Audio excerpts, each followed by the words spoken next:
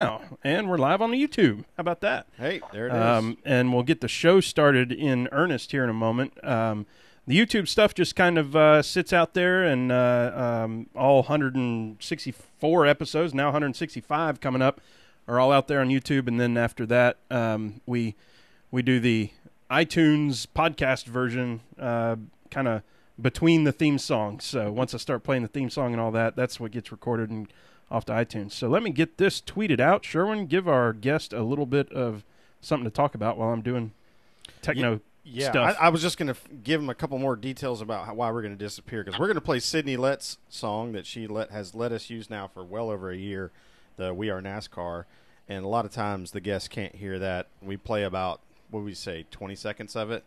Yep. Just gets into the first chorus, and then we do a Patreon read, because we have a Patreon contribution page that we use to sponsor a local driver, and then we'll bring you in and we'll open with, hey, thanks for being here, and then what you drinking. Perfect. Awesome. Well, let's see. We'll get some folks coming on, and then we'll get started here in a moment. We've got a couple folks joining. Thank you for joining. Who's up there? Somebody say something. I got to get my mute button set. Oh, yeah, Sherwin's got to do a little bit of techno stuff on his own. All right, there we go. Let me make sure I've got the right yep, I've got the right theme song queued up. We're ready to go on that. We're ready to do recording, et cetera, et cetera. So we'll give it maybe 2 more minutes and go at 9:10. Your internet kicked me off. Oh, that'll happen. Vinny, where you at right now? Cornelius, North Cornelius. Carolina. Oh, yeah. Sherwin, do you ever go through there? Just sitting at my apartment and out on the porch. No, because it's more on the east side. Okay. So I don't go through there when I go up to work. Gotcha. Beast is on. Beast, what's up, man? And Roger. Hello, Roger. Good to see you. So one of the cool things about doing this on YouTube, Vinny, is that there is a live chat wall that's active that people just like have fun with. let's call it that. Right, kind of like on Facebook Live or something. Like Yeah. when you Pretty much. Just YouTube. And stuff. Yeah, YouTube's got a really good producer function for doing what we're doing. So like, while Facebook Live is pretty cool for your phone, but with the YouTube Live, you can actually like watch it on your television if you have either a TV app or like a PlayStation app for it. Right. Yeah. That's right, cool. Roger. Fire chicken. Sherwin's got the fire chicken. I just showed. He bought me one too, so we're good to go. Ted Anderson. He said it's been a minute since Brett's bachelor party at Bristol. Man, Ted, that was we had too much fun on that day. That was or that What'd you all weekend. do? So no, good times. Ted, good to see you, man. How's things going? How's life? We're having ourselves a blast here. All the things. Yeah. So, Roger's watching it on Comcast or Chromecast. What is that? Chromecast on his TV. yeah. The Google TV thing. Matt DiBenedetto fan, giving you props too. And here I sit in a Davey Allison shirt, and I ain't got crap yet. But but that's cool. Sherwin, you got a bottle opener? Yeah. I don't know where mine went. It's total first You world. had like a bartender thing. Total first world problem. I think my house cleaner moved it, and I don't know where it is. Oh, that's terrible. There you go. Thank you, sir. And I think we're ready to roll. Sherwin, you ready? Yeah, I'm ready. Vinny, are you ready to roll? Yeah, let's do it. All right, let's do this. We're going to go ahead and let me make sure I got everything set up. We're good. We're starting recording now.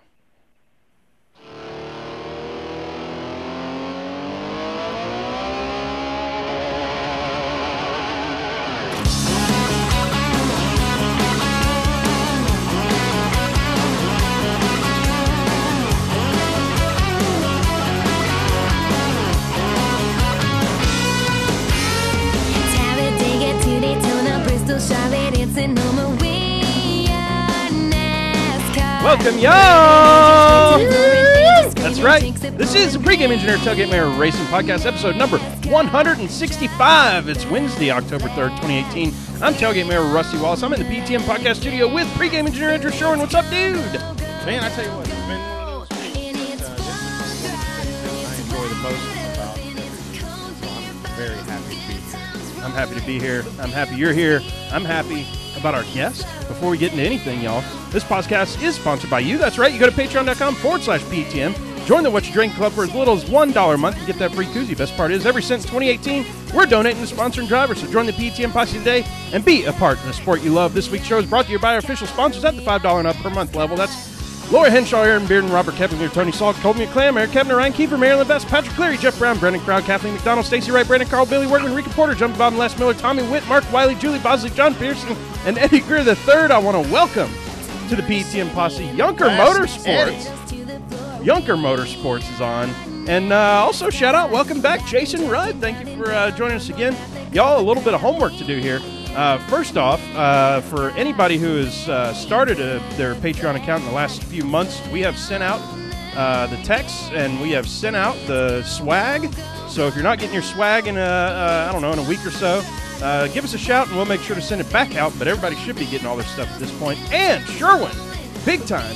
Here it is, October, and we have already this year met the same amount that we had all of last year. That's pretty damn cool. Isn't that awesome? So we'll be, once again, donating all that to sponsoring drivers. PTM Posse is the best. So thank y'all for doing that. With that, let's get on with the show. Sherwin, we have a very special guest tonight. We want to welcome to the show. It's the first-timer, a PTM podcast newcomer, driver of the XFinity number 78 Jess Expedited Chevy for BJ McLeod Racing, and teammate of PTM PhD Tommy Joe Martins, and Michigan native himself, Mr. Vinnie Miller. Vinnie, what's happening? Not much. Just hanging out, having a good night. Hanging out and having a good night. We know how that works. Yeah. With that. Happy hump day. yeah, right. Vinnie, we do the same thing every show, and we understand you might have brought something for us. So, Vinnie, tonight, what are you drinking on?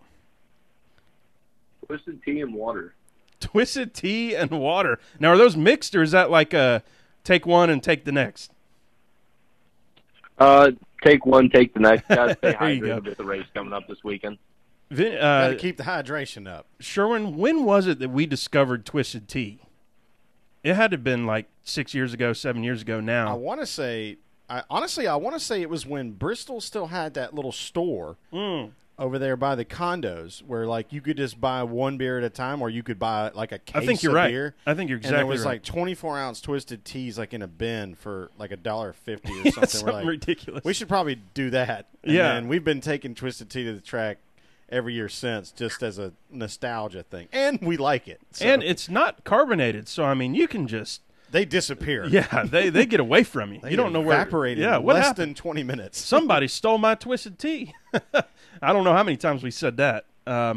Y'all might hear it in my voice. I'm a little bit under the weather and trying to keep up with it, so bear with me in case my voice goes to 13-year-old Rusty and I start doing some... whatever that's called. Are you afraid your voice is going to crack? Oh, I know it's going to crack. It's going to be a mess. But with that, Vinnie, thanks for coming on. And first off, introduce yourself to the PTM Posse. Let the folks know who you are, where you're at, how'd you get involved with BJ and everything. Yeah, no problem, guys. Thanks for having me on the show. I appreciate it. And, just getting involved with BJ, we kind of knew that we were going to be switching there next year. Obviously, we kept it all under the radar. We knew about it for a couple months, and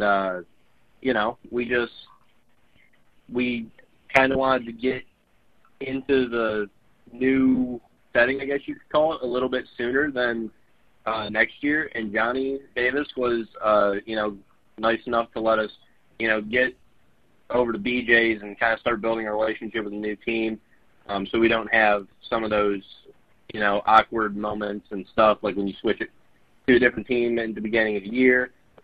And you guys have to get to know each other and, learn how to work together from, like, the previous team you were with that year. So that's kind of how this deal came about, a little bit early and sporadic. But, we're thankful for the opportunity to get over there with still a few races left in this season, test the waters out and get used to everything and each other. And, I came up through racing. Obviously, I'm from Michigan and all that stuff. And this is my first full-time year in Xfinity Series. And I think it was definitely a little bit more than like I expected. I came from running a half a season in ARCA to running a full season in XFinity, and this year's been a blast. It's went by so fast, it's insane.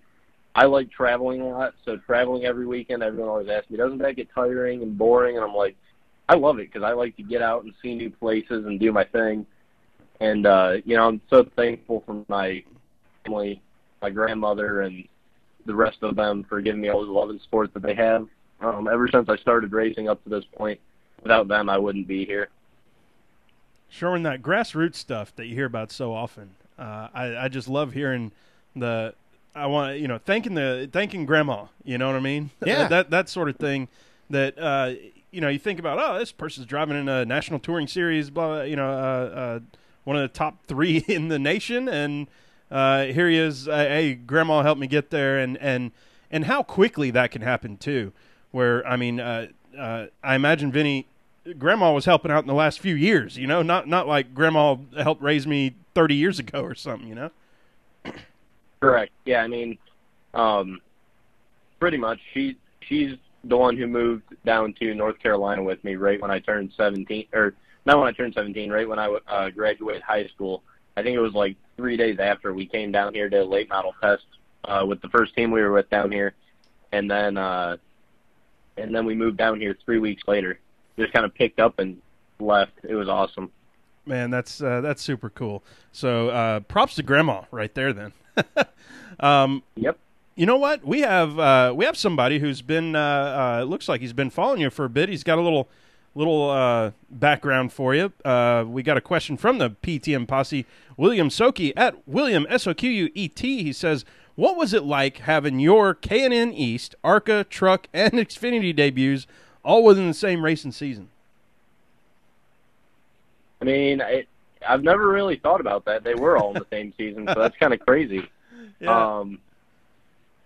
Obviously the K&N car and the ARC car, they were kind of the same thing. So, like, after my NASCAR K&N Pro Series East debut, moving into the ARCA, it was kind of the same thing. The cars drive a little bit differently just because of the tires.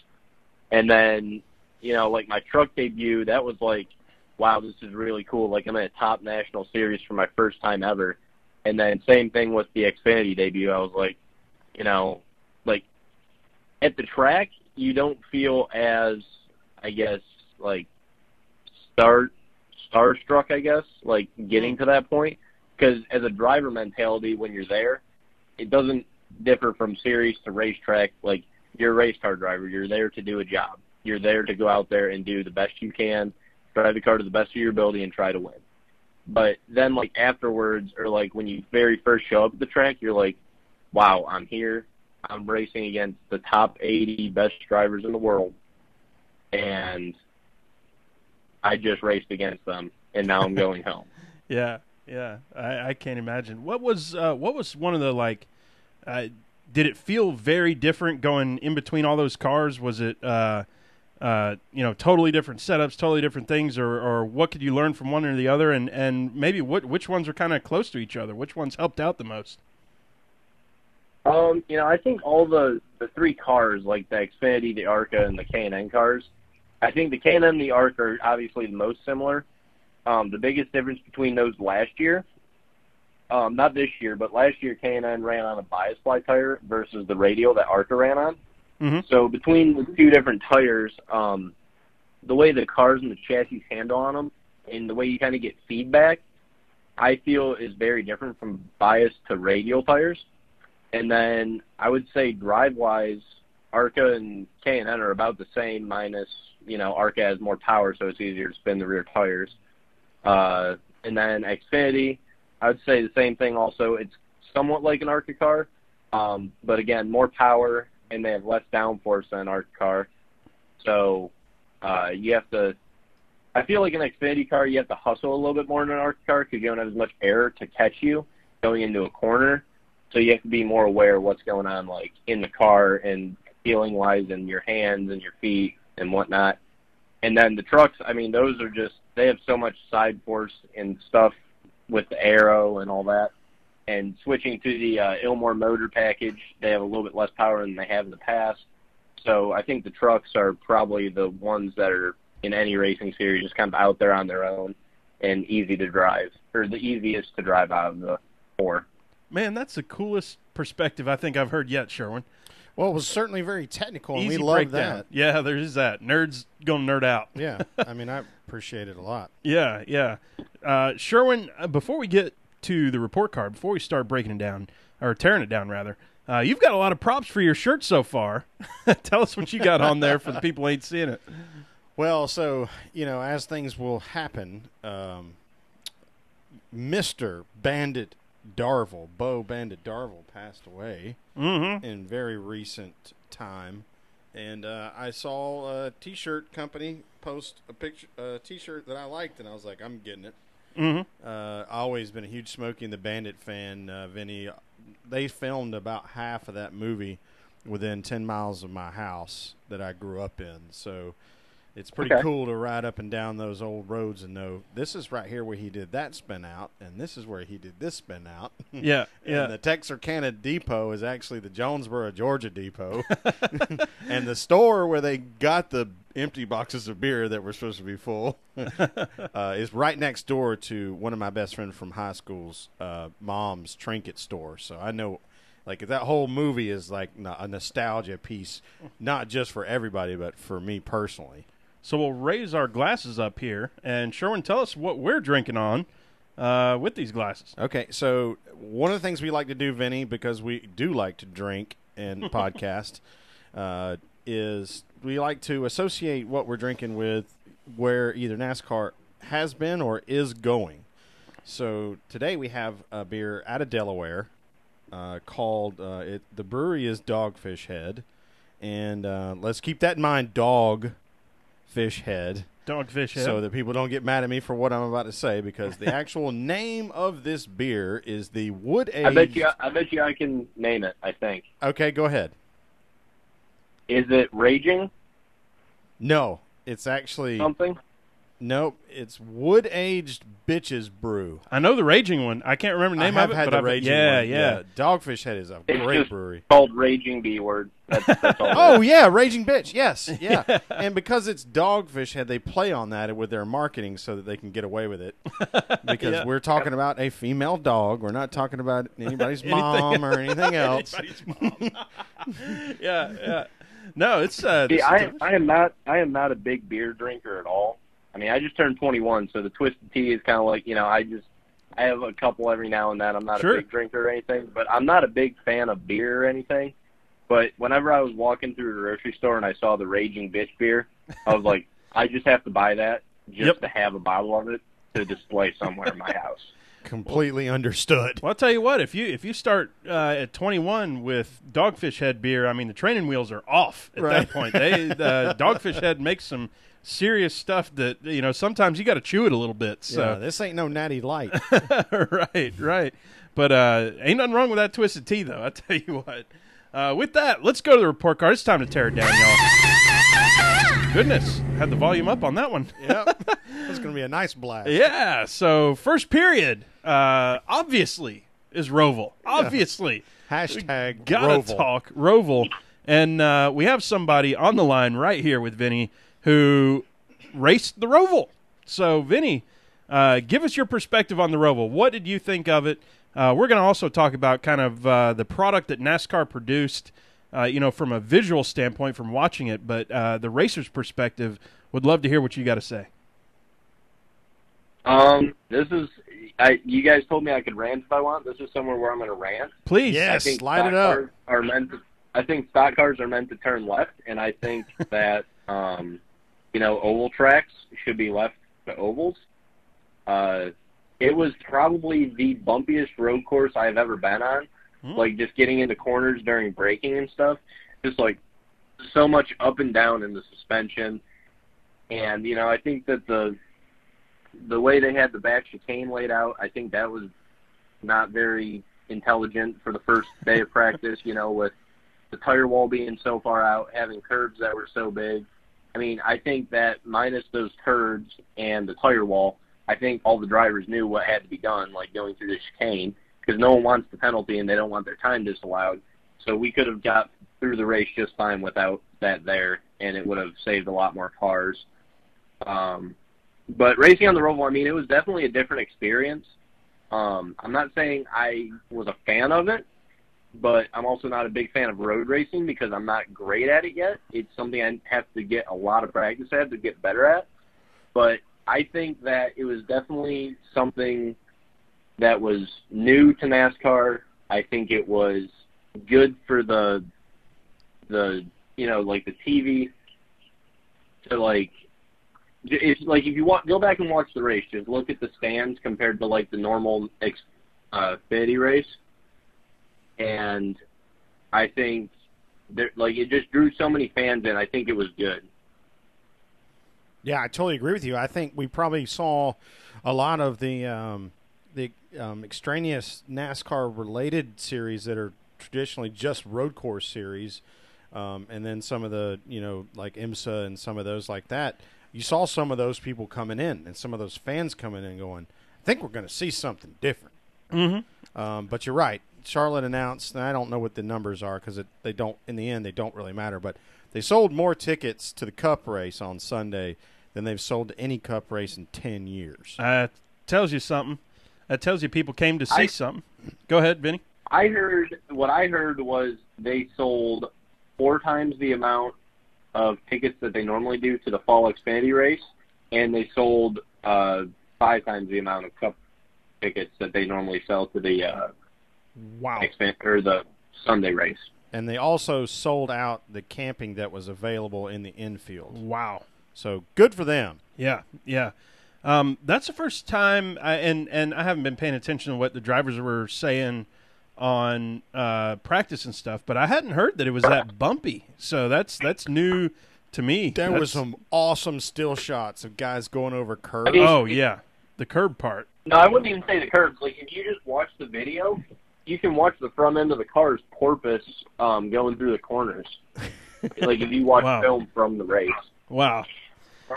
So, Sherwin, here's the deal. From a fan's perspective, like me, I went into this race ready to, I had my notepad out, my hat backwards and stuff. I'm ready to write down everything that I hate about what we're doing this weekend and how much of an ish show this thing is and blah, blah, blah.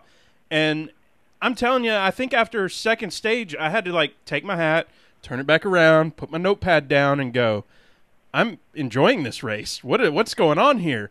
And I did. I'll give it an A- in terms of I really had fun watching this thing. Sherwin, I had texted you and I said, dude, it almost feels like back at Bristol, way back when we started watching, and cars were just bumping, banging, knocking stuff off every lap, and there's guys that are all over the place and stuff.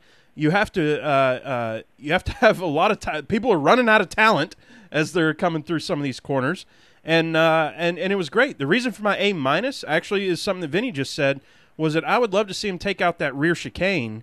Maybe that's there for safety reasons so that they're not having to go 180 into that first corner. I don't know, but make it an official Roval where 3/4 of the track, or we have a 3/4 oval, and we're racing there. Because when they came out of the road course part and got on to the oval part, I was like, oh, man, I'm getting goosebumps right now just thinking about, oh, man, they're racing oval now, and they're fixing to have to slam on brakes. This is crazy. Yeah.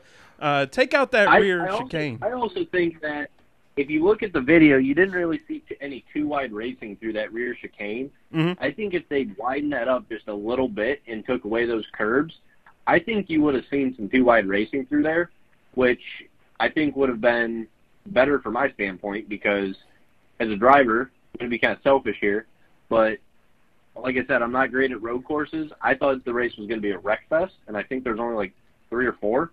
So I was kind of hoping for a few more wrecks to gain some more spots because I can't do it with driving ability quite yet on a road course. Yeah. So there's 2 things I want to add here real quick. One is I want to honor what Roger said about Mario Andretti.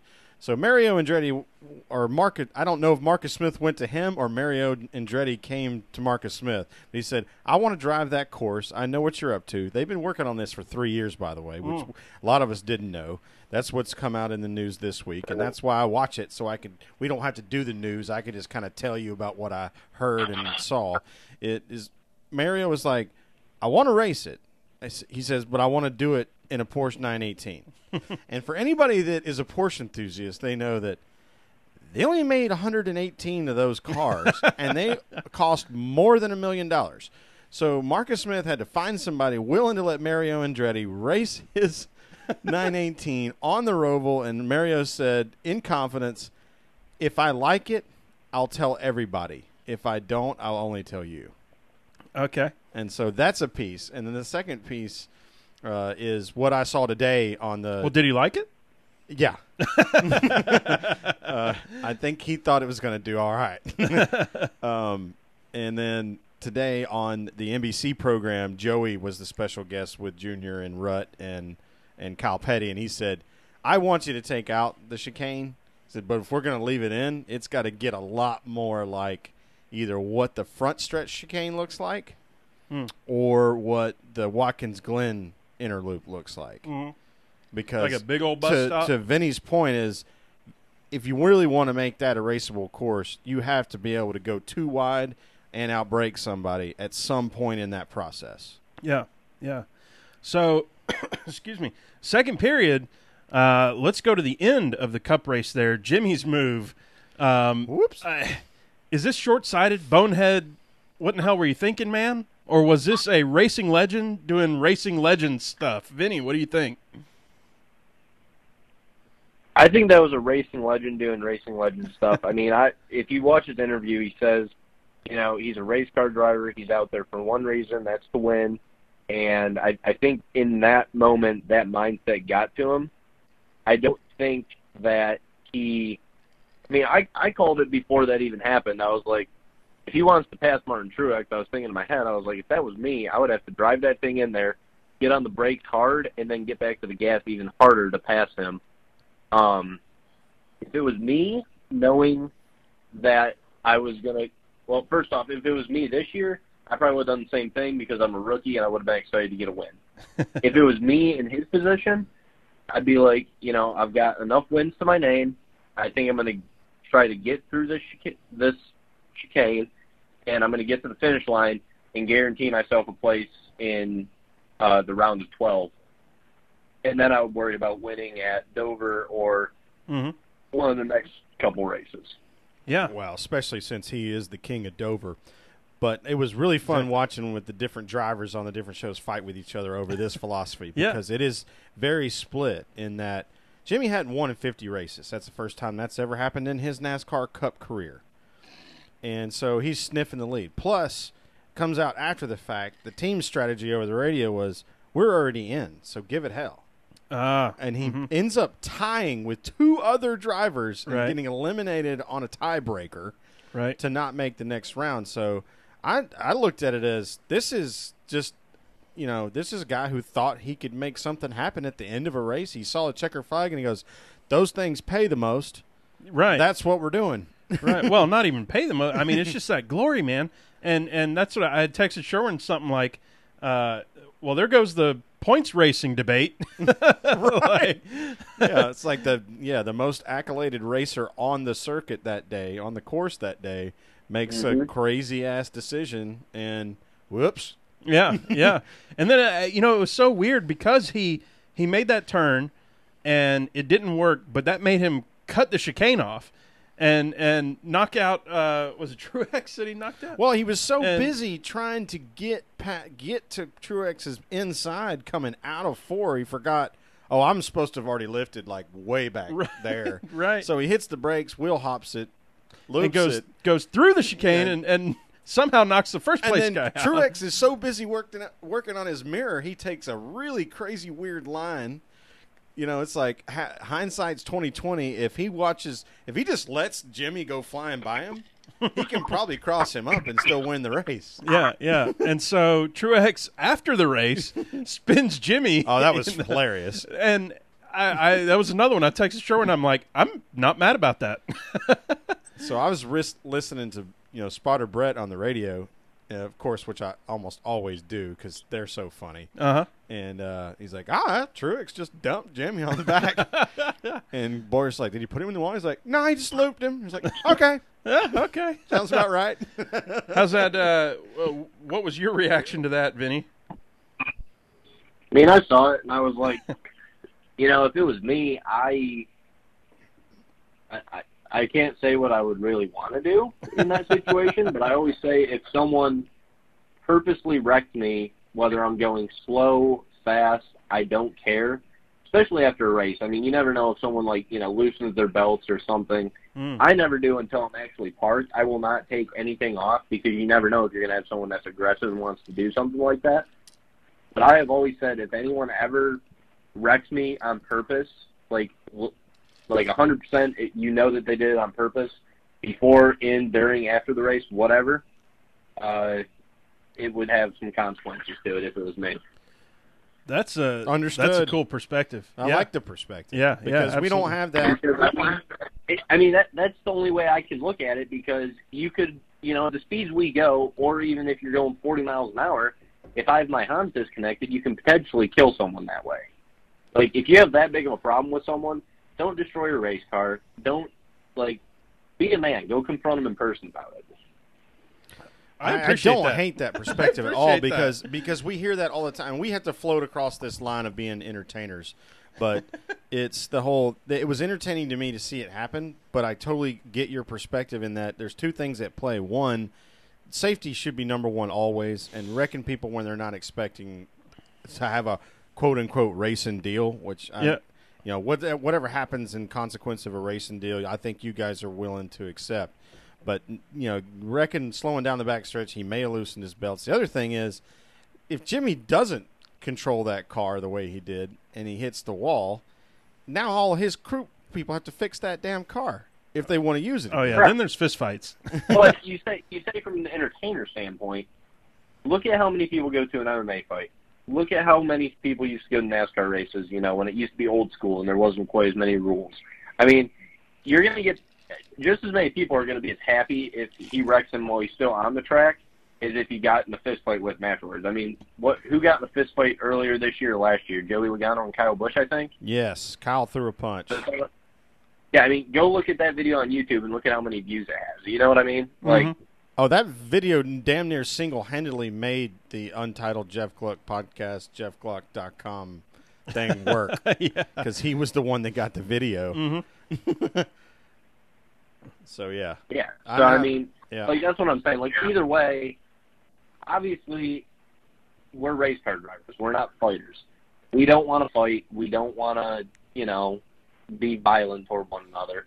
But if it comes down to it, that's what I would personally rather have than someone wrecking me on track. And then it hurts my guys more than it hurts me because then they have to fix the car and all that stuff, Yeah, well, there's a strong chance. I mean, so you were in the 01 this weekend, right? No, I was in the 78 this weekend. You were in the 78. Okay, sorry. I didn't realize you'd already made that transition. But so you're being a steward of BJ McLeod Motorsports. You don't want that car to get destroyed just for no damn reason. Absolutely, yeah. Because y'all can't really afford to have that happen very often.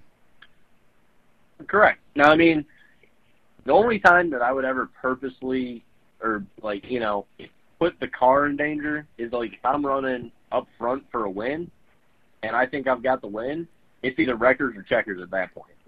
Sure. And I think BJ would tell you to race that way, too, based on what our experience with Tommy Joe has been. Oh, yeah. Yeah. So let's move to third period. Let's talk playoffs. Playoffs? Jim Moore in the house. Yes, sir. Jimmy, Austin, Denny, Eric Jones are out. Sherwin, start with you. Any surprises there? Jimmy, and not even from a this year introspective, but just overall. Jimmy missing the first cutoff is wow, they really did have a bad year. Yeah, I totally agree with you in that caps off what everybody's been saying about an off year, and then there's the people like us who are thinking about 10 years ago, 12 years ago, etc. about no, just give it let Jimmy and Chad show what they're made of. And I think even 3 laps to go, 2 laps to go, 1 lap to go, it was not vindication, but it was at least me going, yep, Jimmy's doing Jimmy stuff. And then at the end, it was like, whoa, Jimmy didn't do the Jimmy stuff. That's interesting.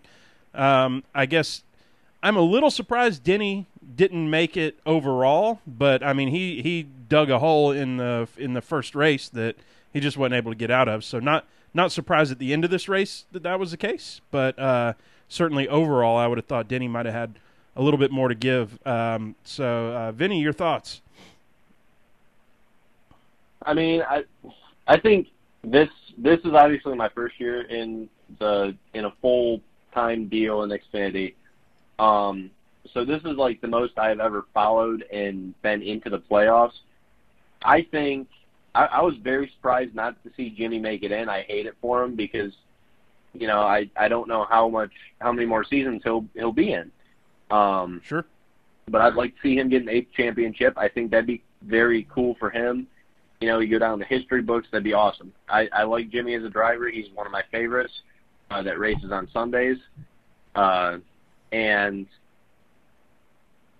I think Denny and Eric making it out, I think, it's Eric's not rookie year, but it's his first year at Gibbs. It's a new team, or it's a new team to him, So I think that's, possibly it's his first year with the new team. It's kind of, I don't want to say difficult. I don't really know what the word I'm looking for there is. But I also think overall in the Cup Series this year, there's a decent amount of rookies and team switching and everything that went on. I thought it was kind of crazy this year. Yeah, no doubt. And just to expound upon that, Eric, to a new team, is not only did he go to a new team to him, but that team didn't really have a good couple of year, Kenseth's career in that 20 car wasn't the way they set the world on fire when he first showed up in that car. Mm-hmm. Sure. We got a question from Andrew Cantian at KHANTZIAN. Cantian, say hey to Barf for us. With the always with the pressure of 7-time and Denny Hamlin, I'm not going to read that. Can we expect? I told him we would probably edit it for the audio. He called him Denny Hypocrite Hamlin. So all right, we'll just lay that out there. Can we expect these two to play spoiler down the road and give the title contenders hell? To follow up on the word you just used, Cantian, hell yes is the answer to that. I mean, look, we got Dover coming up, and we've got a lot of racetracks that Denny can be strong at too. I think absolutely we can see some spoilers coming. Sherwin. Well, so my thoughts on that are from the angle of, well, if those guys win races, that doesn't spoil anything. It's if they win a bunch of stages and win races and steal all those extra points. I still don't think so. The answer is yes. I think I see what you mean. I was going in the context of spoil a win, and I think absolutely they can spoil a win out of somebody. So here's the thing. I think they will. How about that? I'll call it. They will. I like it. I like it aggressive. Yep. I think the thing that they might steal is the exposure. So we know Denny and Jimmy are both really good at Martinsville. We know Jimmy is the best racer ever at Dover. Mm-hmm. And both of those guys are relatively good at Phoenix. So it's a matter of if any of those guys gets to the point where they're like, you know what, I don't care if this guy's in the playoffs. I'm taking a position from him to win a race. Mm-hmm. Now, hopefully they'll do it the right way and just only take the one position. But you never know what happens in races. People make bad decisions all the time. Denny Hamlin knows all about that. So, I don't know. It's a good question because it sparks some debate. Sure. Vinny, where do you stand? And on if Jimmy or Denny might become a problem for the guys that are actually racing for the championship. I don't think it'll become a problem. I mean, I think, if you're in the playoffs, obviously you're going to do whatever it takes to win. You're hoping no one gets in your way.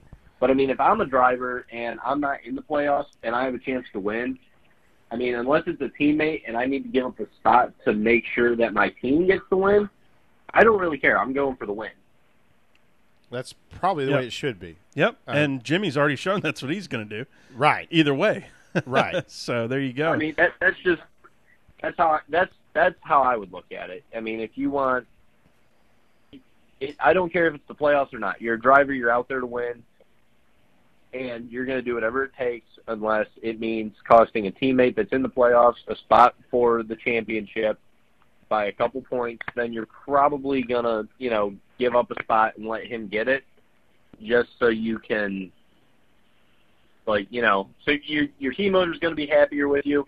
You're a teammate, and it just makes you look like a good guy, Yeah. So I want to introduce a caveat here that nobody's discussed all week that I've heard either on a podcast or watched on one of the daily programs.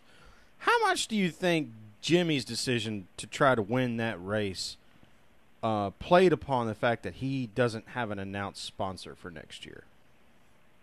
I don't think any.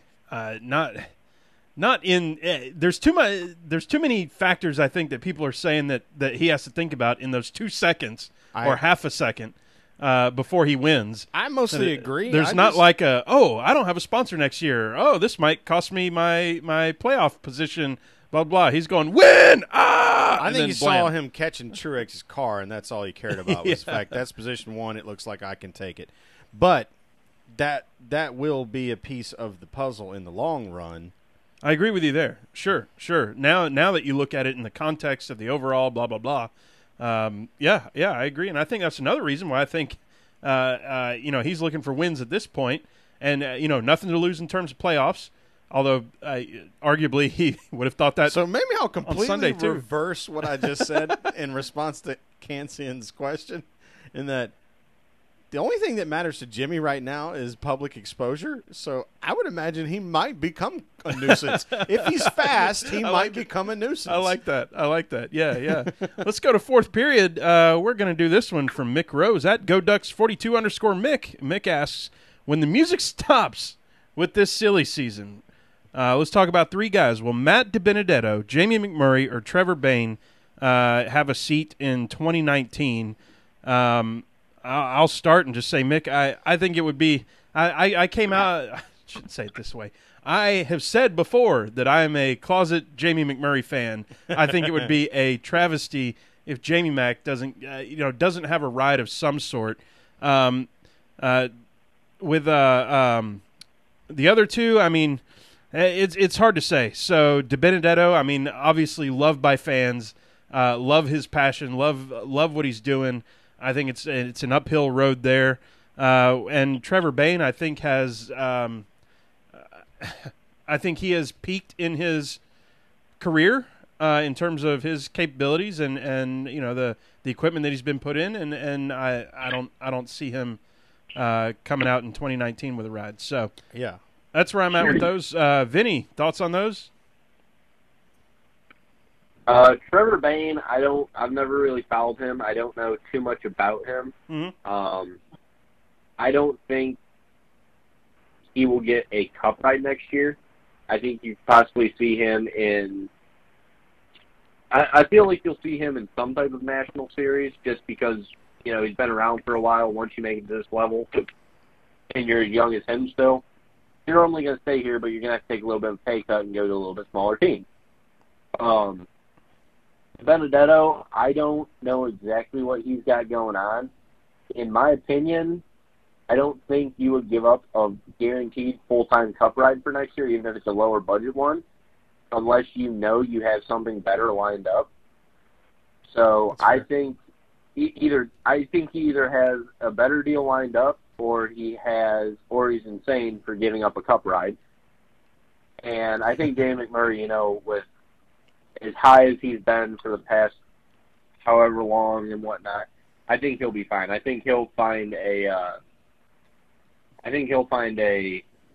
cup ride if he wants it, whether it's with a good team or a low team. I think he could go somewhere for sure. Sherwin. So what I think about Trevor Bayne is I think he is Casey Atwood that had an owner that gave him as much opportunity as possible to prove himself and was not able to do it. I think with Jamie McMurray,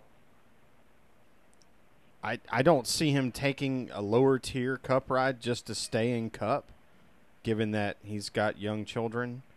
What would be really awesome is if maybe somebody did like what Mark Martin did and put him in a truck, let him do some of that. And I would say the same for Trevor Bayne, actually. It would be cool. I just don't – I mean, I approached this question as an all or nothing. Like this was a parlay bet from Mick. And so if I was just going yes or no on all three, I would say no. I would agree with you there. I would agree. Yeah, yeah. On to fifth period. Vinny mentioned earlier, old school and less rules. We just got new rules, aero package. I want Vinny to start us off with this one because, Vinny, from our perspective, I think I speak for me and Sherwin, it sounds like they're saying, hey, more downforce and less horsepower. Yeah, that's where we want to go, and it leaves a lot of us kind of scratching our heads. Where do you stand? XFinity with extra caffeine. Yeah, where do you stand on this aero package? What are your thoughts? We're talking about the Cup Series aero package, right? Yes, sir. Yeah. So I just found out about this yesterday, and I did a little bit of research on it. And my research, I actually saw that they're not going to restrict the Cup cars at Daytona. Well, so it's like no. They're playing word games. Yeah. It's definitely they're not using a restrictor plate. They're going to a tapered spacer. Yeah, like you guys have in the Xfinity series. That's going to behave the exact same way. Right. I mean, I think. We stumped him. Yeah, we got him. Well, you don't, and so don't get yourself in trouble because you're a competitor. We're not trying to implicate you or walk you into some off a cliff to where you get yourself in trouble about what you say about the series that you compete in. No, it's fine. I don't tapered spacer, restrictor plate. I think it's the same thing. Okay. Mm-hmm. I don't think there's a difference in I think they both do the same thing. I think the Cup cars are going to have more horsepower than they would with a tapered spacer than they would having a restrictor plate. But I think the more power, I heard they're supposed to have like an 8-inch splitter. And I think that much drag in the air will make up for that extra speed gain with the tapered spacer. Well, so you got the technical part right in that. So what we've been running in the Cup Series is somewhere around 400 horsepower. And what next year's package should produce is 550. But there's that giant spoiler, and there's the inlet of air into the front air dam. And to your point, the splitter's being extended, and both forward of the car and towards the rear. I'm surprised they're taking such big swings after, I would say, this season's been pretty damn good. I thought this season was pretty awesome. So Kentucky is the only race that sucked at the Cup level. Yeah, really. I mean, there haven't been. I mean, some people could say even Atlanta, but you know what race I thought sucked? The All-Star race. Yeah, I think we all said that. Yeah. So I mean, I'm not. I don't know why taking big swings after a pretty successful ordeal here. It's weird to me. And Steve O'Donnell came out and said, "We want to be clear that." We're going to hear from people that we're just trying to make or trying to make pack racing everywhere. That's not the case. And I'm like, really? Is that so? It really feels like you are. Which level of IQ are you speaking to? Because some of us are not that stupid. I mean, I think that part of the aero package, even though they're going to be seeing similar speeds, but I think with an aero package, it's going to keep the cars on the ground a little bit more. Like, say if you spun out or something. Like, if you go back to Jamie McMurray's record, it was at Talladega, I believe, earlier this year where he flipped. Yep. I think maybe they're trying to minimize, the chance of that happening even more. I think with more downforce on a splitter and a spoiler, I think if you spin out like that, there's less chance of someone flipping. Well, I see what you're saying. I don't know why. If safety was the concern, I don't know why there's any problem with saying that out loud to everyone. What I will say is, if you put a bigger spoiler on the back of the car, you actually increase its chance to take off. Fair. Because Once you it's get backwards. a wall of air, and if anything gets underneath, it's going up. So let's go to recess at this point. And Vinny, I got to ask you. So you've been you've moved from Michigan. You're down in the southeast. Have you experienced Bojangles yet? And how awesome do you think it is? Bow time. I have, and I'm not a fan of it. Oh no! You're off the show. No, I'm kidding. Yeah. Well, that's the end of this show. Thanks for joining, Vinny. See you next time. Bojangles for me is mainly breakfast and chicken, and I'm not a big chicken eater unless I'm going to eat it, unless I'm going to cook it, prepare it the right way, and do like a lemon veg chicken, something that's very healthy with chicken. If I'm going to eat meat, I'm going to prefer a steak or ribs, or I like beef, venison. I'm a hunter. Chicken just isn't really my favorite thing. And then breakfast food-wise, I like eggs, bacon. I'm not a fan of biscuits. Oh man. Well, all right. So you said a couple of different things that were unless problematic. It's biscuits and sausage gravy. I can do that. I love biscuits and gravy. And I don't eat biscuits and gravy. I love biscuits I appreciate and gravy. everything you said about the hunting and the red meat and the whatnot. So, yeah. No, we're just messing with you. Oh, yeah, for sure. It's a segue is all it is. Because y'all, I think it was when Matt Weaver came on. 3 weeks ago, was it? And I said, and y'all, if you hadn't 2 heard. shows ago. Yeah, Bojangles opened up next to my house. And I've been going there, like, way too much. With a KFC across the street that I've only gone to twice in 10 years. Oh, to hell with KFC. Right. And the Bojangles opened up next door.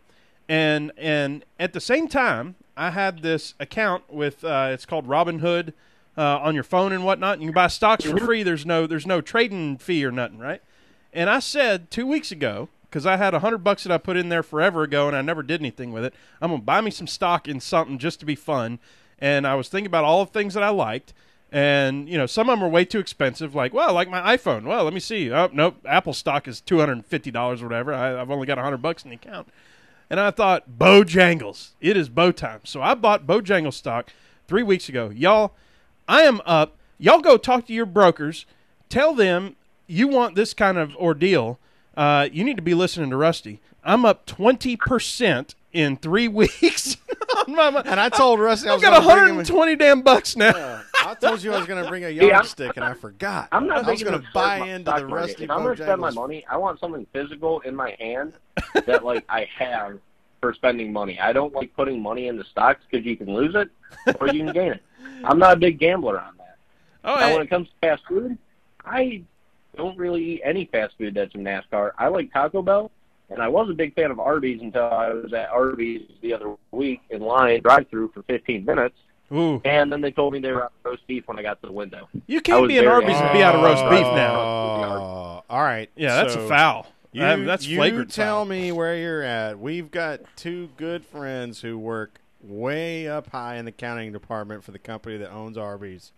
And we will give them some feedback. We will rain hell down on the local Tell them Arby's their there. franchisees in Cornelius. are effing up. You can't be an Arby's run out of roast beef. That's just No. saying. I mean, that's the things now. Please do that because, like, it happened once before about a year ago when they opened up, and it was, like, literally the week of their grand opening. So I was like, okay, you know, everyone's excited. There's an Arby's within 15 miles of where I live. That's why they ran out. A year down the road, it happens again. That's not cool. Like, that ruined my day. And then I went to a Mexican restaurant, and I got no lettuce on my tacos because I don't like lettuce. And they gave me tacos with lettuce. And I was already having a bad day at this point. And I was very angry when I had to walk back across the street and have them remake my tacos. I was hungry. I was hangry. I was getting very, very upset. You needed a Snickers. That's is what fair. You needed. No, well, you know what? That's fair. That's fair. If you go to the Arby's and they're out of roast beef, and then you get tacos the way that you don't want it, I mean that's a day right there. I tell you what. So just last weekend, right? Just last weekend, I fell victim to the marketing of the double-decker crunch wrap. Ooh, And I was see, like, I want to I try gotta that. at least I gotta try that. right. And of They course, arranged the 7 ingredients in a different course, configuration. I'm in. I was going to get a cheesy gordita crunch. Duh. So that's what I ordered. I ordered like $6 worth of Taco Bell. I went inside because Oh man. I got like the, like the fancy time. Chick-fil-A, whatever that mentality is. Like, you know, when the line is long, if you go inside at Chick-fil-A, you'll crush it in like 2 minutes. Yeah, and you're you're done. out. And like you don't have to sit in that line. So I went in there, and it was every bit of a 20-minute wait. And it was there was nobody around. Like, people were like looking around and going, why is this taking so long? And I'm like, oh, I'm not coming back. Man. I stayed gone from Taco Bell for 5 years. I was And excited. you went in for that. Chick-fil-A. And they gave me a horrific experience. Chick-fil-A is a great fast food restaurant. Most Yep. of the time they are quick. They normally have cute girls. I'm 21, so that's good.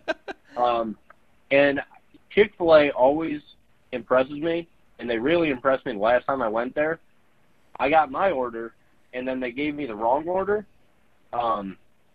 And then they were like calling me back. They're like, hey, we gave you someone else's order. And I was like, okay. Well, they can't accept food once they hand it to you. You can't give it back to them. So I got my order plus that order, and I got probably about $30 worth of Chick-fil-A free. Damn. Boom. That's awesome. That's awesome. The point of this whole conversation, y'all, is if you hadn't invested in Bojangles, you done missed the boat. Yeah, Rusty clearly. would have got you 20% if you'd have put that 401k that you got, and you've got it in your targeted retirement fund, Oh, yeah, or, got like or 900 all in the shares. S&P 500 or the Dow Jones or something. You ain't made no 20% in the last 3 weeks, and Rusty did. So nanny boo boo. Oh, no, you got to do it in the Al Pacino. Nanny boo boo. Oh, there it is. So with that, Sherwin, you got some Twitter shout-outs. Give the folks some shout-outs. Let me pull it up real quick. Oh, I'll start. No, then. it's easy. I Philly got it. Quinn at Kimmy Osborne. Big Philly sports fan as well as Harley Quinn. That's pretty cool. Sherwin, next. Oh, yeah, she got a really cool avatar. Catherine Ann _14, Masters in Communication, and is a NASCAR and hockey fan. Oh, man. I can relate to that. And then we got Blaniac, perfect for this week. Blaniac, I hope you're watching or you're going to listen. Look at the hat. I'm in. At I'm Blaniac in. 10. We're pretty sure at Blaniac 10 is still partying from Sunday's He's big probably blacked out for the last 3 or 4 days, I would imagine. win. Yeah. Excuse me, guys. I'm going to excuse myself for like 2 minutes, okay? Right on. we'll we figure can it out. we can figure something out. I will be right back. Right on. No problem, man. Sherwin, you wrote this in. We go from the highs to the lows. Casey Kane did not pass his race readiness test and going to stay out of the car. That's a bummer, man. It's a bummer. It doesn't bode well going forward. What NASCAR has an excellent program for people who are injured or have a wellness issue that they allow them to test. He ran the car at Charlotte for 2 hours. Whatever they've tried to fix with his hydration issue, they were not able to fix up until this point. Well, and I guess that's some amount of vindication for anybody who had doubts about, maybe Casey's motivation isn't there because he's, retiring after this season and he's not in a top tier ride or whatever, and he's just sort of, tapering off. No, man. I mean, like, he's under, with having doctors look at him very closely, and they say, you know what? All the things that he said was going on are still going on. This is a thing. So it's, it's for real. So, obviously, best wishes for Casey, and obviously as big Casey fans, me and Sherwin want to see him run one more time. I want to see him get to pick when he doesn't race anymore, and to this point he hasn't been able to do that. And so for all the fans out there who aren't sure about what this health scare issue is with the hydration and whatnot, what the real medical issue is that if Casey is not able to drink water at the point that he is got a neutral zone of how much he's sweating, it can actually damage his internal organs because of high heat. Sure. So he's being coached by his doctors that until we can fix this is a significant health risk for you. Right. Because of overheating his internal organs. Right. And Roger just said, remember, the folks didn't believe Junior about his concussions and stuff. It's one of those things, man. The more we have some young sports here. NFL is a young sport. NASCAR is even younger in some respects. Is a young sport. It's fairly new. So the oldest people who are in NASCAR are still, in a lot of ways, there's a lot of them still around, and we're seeing the effects of what they've gone through, and the people who are not still around, we're having to analyze why are they not still around. Some of it has to do with racing, and in the NFL and stuff, a lot of it has to do with the fact that they were in the NFL, and they're still trying to figure this thing out for long term. So I mean, if you're saying, oh well, saying like the old school guys, well, the old school guys might have got messed up, man. Like let's be I'm with you. Cool here. I watched. Hey guys, I'm back. All right, man. Cool. Let me say this really quick. We'll get you back into this thing, Vinny. I watched there's 16 minutes that HBO Sports did with Junior. And the overlying theme is that when he was racing, he didn't tell NASCAR his head was jacked. Mm-hmm. And we know that he has had, I don't know, I think between 4 and 6 documented concussions. Mm-hmm. He said, he told HBO, he said, oh, I had at least 20. Yeah. Like, I mean, jeez. His head's cheese. We just have to hope that he gets to finish the rest of his career and be a dad and all that stuff. Right. So with that, let's gas it up. We are going to Dover. So, Vinny, let's start with you. Have you been able to race at Dover yet? If you have, tell us what's so unique about it, what's different, or if you haven't, what you're looking forward to. I have raced Dover once in the spring so far. Okay. It's one of my favorite tracks to go to. I think that has been my best finish at a non-restrictor plate race this year so far. And it's just it's a concrete track. It's like a big, fast version of Bristol in a way, kind of. And I like it because it's just such a unique track. Like, there's bridges that the fans can go stand in and watch. That's kind of cool. Mm-hmm. Watching a car come under you at 140 miles an hour or whatever you're doing. That's cool. What sucks about Dover is we have to park outside and walk in. That's about the only part that sucks. But other than that, I like I would say probably the most cool thing about Dover would be when you dive off into the corner, you have such a fast speed, and it being a cement racetrack, you have a lot more grip than you do on asphalt. But when you drop down, it feels like literally a roller coaster. Like your stomach almost drops like you're on a roller coaster because you dive down probably about 3 stories into the corner. Wow. I never thought about that. That's I think if you're running all the way against the wall and you want to run the bottom at Dover through the corner, I believe it's 40 feet of elevation change. I didn't realize that. Yeah, that's I mean, it's insane. It's super fun. I love it. That's awesome. Yeah, that's cool, Sherwin. What are you looking forward to, Sherwin? I just love Dover. you. Dover's just so fun. And it's produced a lot of different winners over the last couple of years. Yeah. We talked about Jimmy being like the Dover champion, but Mm-hmm. like we've seen a lot of different guys be able to manage that race. And I think everybody's expecting that they're going to see Kyle Larson just riding the cushion, running fast Doing laps. Kyle Larson but he's stuff. going to, Yep. he's going to, depending on what kind of tire we have, who knows how long he'll be able to last throughout a fuel run. So the stage racing is going to be interesting. It's going to be interesting to see what playoff guys decide to do that pit early thing and try to win the race on strategy versus try to get the playoff points and stay out. I think we're going to see some of that because it's 400 laps. Mm-hmm. Like Dover is one of the most grueling races that we have. Mm-hmm. So with that, it's time to do some picks. Speaking of Jimmy, There he is. So let's give it up to our guest first in the Cup race there, Vinny. Who do you think is going to take home the checkered this weekend?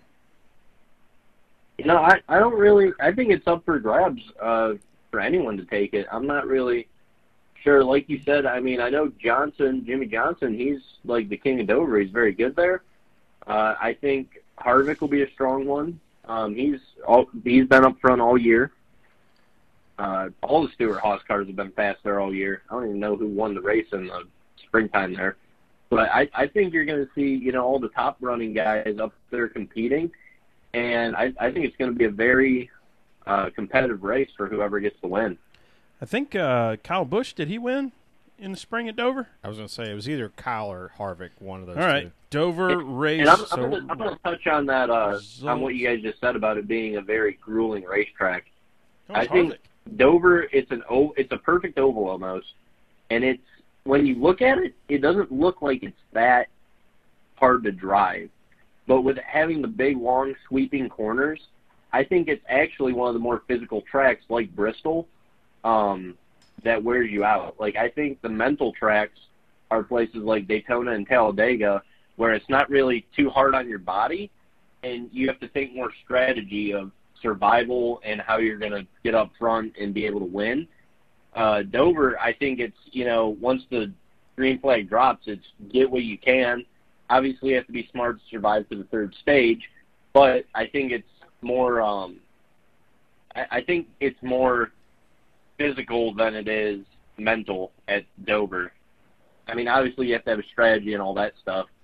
And with the Xfinity Series having composite and steel body cars, like, I know being in a steel body car from experience, you can drive down into the corner harder, but you can't get on the gas as soon as you could if you're a composite car, because the composite cars have a downforce plate underneath, and I think it provides like 80 to 120 pounds of downforce. So you can't drive in as hard, but you can pick up the gas a lot sooner and get off the corner a lot harder. That makes sense that they would try to give some advantage back to composite body because you use gravity so much to race that track, and you have plenty of power to get back up the hill. So that kind of makes sense. That's cool, man.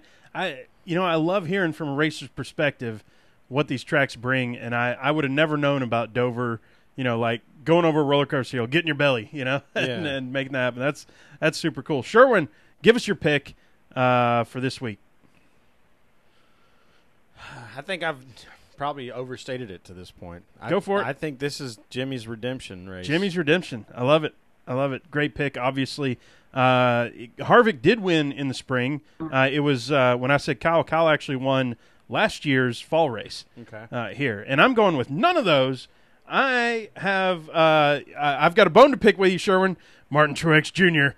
I'm picking him. Ooh, So it's his home track. Boy, this is Truex's home track. If they go 1-2 again, this could be interesting. So I'm liking the Jimmy Truex thing. See, and to Vinny's point earlier, Martin Truex has kind of already played his payback chip by spinning Jimmy out. Like, man, Sure. He may not see it that way, but that's sort of the public eye. Well, I guess they know now that he can't wreck him. Right. They're Not going wreck, to, but he can only take the position. Yeah, exactly. So, with that, Vinny, we want to thank you so much for being on. How about close us out? Tell the folks where they can find you, what's coming up next, and we'll get you out of here. Yeah, man. Thanks for having me on the show. I've had fun tonight. It was a good time. I want to give a big shout out to my sponsor, JAS Expedited Trucking. He's been a big help this year, big support. He's always looking for drivers, and if there's any truck drivers listening to this and they're looking for a job in expediting or whatever, you can find any recruitment info at jasnw.com. A huge shout out to my family. I told you that they've been my biggest supporter, mainly my grandmother, and all the support and love they give me. My grandmother actually had surgery today, so shout out to her. Hope she's doing well and all that stuff. And, I'm looking forward to racing out the rest of the season with BJ McLeod Motorsports. I'm grateful for the whole season opportunity I've had with Johnny Davis Motorsports, and I'm ready to see what the next 2 years bring for me. Awesome. Very cool. Thank you, Vinny. Shout out to Grandma. Hell yeah. Shout out to Grandma. Thank you for Vinny for being on the show. We're going to close this thing out. Sherwin, the folks know where they can find us. It's at PTM Podcast on Twitter, PTMPodcast.com. We're on the iTunes. We're on everything else. Stitcher and Google Play and whatnot. With that, as always, I'm Tailgate Mayor Rusty Wallace at Tailgate Mayor. And I'm Andrew Sherwin at Pregame Engineer and at Andrew L. Sherwin on Instagram. All right. And we'll, of course, talk to y'all next week. Hang on the line, Vinny. All right, thanks, guys.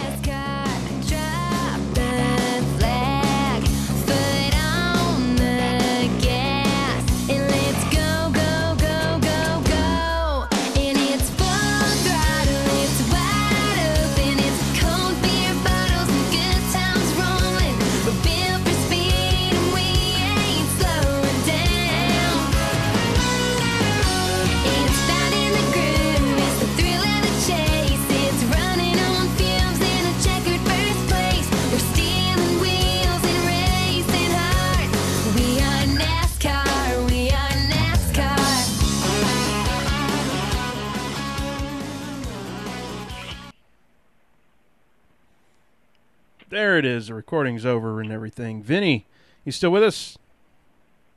Yeah. My man, that was an absolute pleasure and a ton of fun. Appreciate you being on. Love getting the I love getting the driver perspective because a lot of times it is contrary to the fan perspective. Tommy Joe brings that every time we come in. I mean, I think we us and Tommy Joe have wanted to reach through the monitor and start choking each other. Yeah. But then we come back for more the next in a few weeks and loving it. So that's so much fun, man. Appreciate you being on. Yeah, no problem. Thanks for having me anytime. Yeah, excellent. And we'll get you up to PhD status eventually. Before you know it. Yeah, before you know it, if you're wanting to come on, because that's a boatload of fun. We're still live on the YouTube. What's up, everybody? Thanks for joining in. Thanks for hanging out and having fun. Beast and Roger and Ed Mott and everybody else that's been on. It's super cool. So, Vinny, we'll let you run. Once again, thanks a lot, man. We'll be in touch and everything, and good luck in the upcoming stuff. Excellent. Thanks, man. Appreciate it. All right, brother. Take care. See ya. You too, man. Bye. Ladies and gentlemen, that's a wrap. But that was a boatload of fun, Sherwin. That was cool, man. I mean, we've done a lot. A lot. I say, we've done a lot of first timers, and yep. he was pretty good for a young dude. He did pretty damn good. Yeah. He was. He brought that, like I said to him just now, that perspective. That. Sorry, I'm filling out all this stuff and doing our thing. But this is the reason why we do this, right? Because we don't want to live in a glass box or in that glass box chamber or whatever you want to call it. Yeah, an echo chamber kind of thing where we're just echoing each other's comments and blah blah blah blah blah. Yeah, that's what I think and yada yada. But you get a driver on the show and getting that perspective. I don't know. That's always cool to me. Well, I always thought you and I had done a good job of disagreeing, but it gives us a chance at a perspective that we will never have. Yeah. Like, not just different, but we could never have that perspective. Right. And I think that matters, and I think people like that. I know I do. I hope so. I know we do this in large part because it entertains us as much as it does anyone else. We hope it does. And, I mean, that is our hope. For sure. We obviously have some people that are paying attention on the old YouTube, or they're awesome. Man, it warms our heart that you guys populate that chat wall every time we do this. Yes. Just so you know. Yes, it's awesome. So with that, we're going to shut her down. We've had an absolute blast. JoJo, thank you. Beast, we've already said, and Ed and Roger and everybody else who's been joining on. Brett was on there earlier. Ted Anderson, if you're still listening, thank you. Matt DiBenedetto fan, everybody hanging out and having a blast and having a good time on a little Wednesday night. I am amazed that my voice has lasted this long. I've probably screwed myself for tomorrow. Oh, you may have. Give us that thumbs up right before y'all take off. Yeah, right on. We'll talk to y'all next time. See ya. See?